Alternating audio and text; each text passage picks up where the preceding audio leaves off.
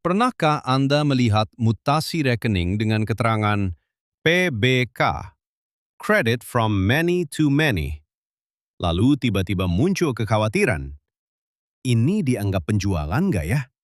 Kena pajak nggak ya? Hati-hati, karena kesalahan memahami satu baris di rekening koran bisa berdampak langsung ke kewajiban pajak Anda. Secara perbankan, istilah PBK, Credit from Many to Many, hanyalah mekanisme pemindah bukuan internal. Artinya, dana masuk berasal dari transaksi kolektif, bukan dari satu pihak langsung. Namun dalam perspektif perpajakan, yang dinilai bukan cara uang masuk, melainkan substansi ekonominya. Apakah itu benar-benar hasil penjualan? Apakah ada penyerahan barang atau jasa? Apakah ada kewajiban pajak yang melekat? Disinilah banyak wajib pajak keliru. Semua dana masuk dianggap omset, padahal bisa saja itu adalah refund, cashback, mutasi internal, atau bahkan pinjaman. Kesalahan klasifikasi ini beresiko. 1. Bayar pajak terlalu besar alias overpay. 2. Atau sebaliknya, dianggap kurang bayar saat pemeriksaan. Namun tahukah Anda, ada pendekatan cerdas yang sering digunakan praktisi pajak untuk menghindari kesalahan ini secara legal? Pisahkan rekening berdasarkan fungsi, segregasi cash flow.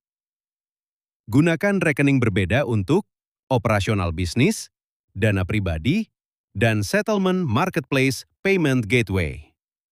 Dengan begitu, Anda bisa mengidentifikasi mana yang benar-benar omset, lalu menghindari pencampuran dana non-objek pajak. Ini bukan sekedar rapi, tapi strategi defensif saat pemeriksaan pajak. Lalu, bagaimana jika transaksi sudah terlanjur tercampur? Gunakan rekonsiliasi berbasis dokumen, substansi di atas form. Jangan hanya mengandalkan mutasi bank. Padankan dengan invoice, laporan penjualan, settlement report. Prinsipnya sederhana. Jika tidak ada penyerahan barang garis miring jasa, maka bukan penjualan. Ini sejalan dengan prinsip perpajakan, substance over form. Menariknya, masih ada satu pendekatan yang sering dianggap sepele, tapi sangat krusial.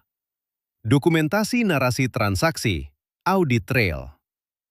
Buat catatan internal sederhana untuk setiap transaksi tidak biasa, seperti ini refund dari supplier, ini transfer antar rekening sendiri. Saat terjadi klarifikasi dari auditor pajak, Anda tidak menjelaskan dari nol. Anda sudah punya narasi yang konsisten dan terdokumentasi. Kesimpulannya, PBK, Credit from Many to Many, bukanlah penjualan secara otomatis. Itu hanyalah cara uang berpindah, bukan alasan untuk langsung dikenakan pajak. Yang menentukan tetap satu hal, substansi transaksi yang sebenarnya terjadi. Karena dalam dunia pajak, bukan siapa yang paling cepat membayar, tapi siapa yang paling tepat dalam mengklasifikasikan. Saya ingin tahu dari Anda, apakah Anda pernah salah mengira transaksi masuk sebagai penjualan? Tulis pengalaman Anda di kolom komentar. Kita bahas bersama secara profesional. Dan jika Anda ingin konten seperti ini, yang membongkar hal teknis jadi mudah dipahami, pastikan Anda subscribe, karena literasi pajak bukan pilihan, tapi kebutuhan.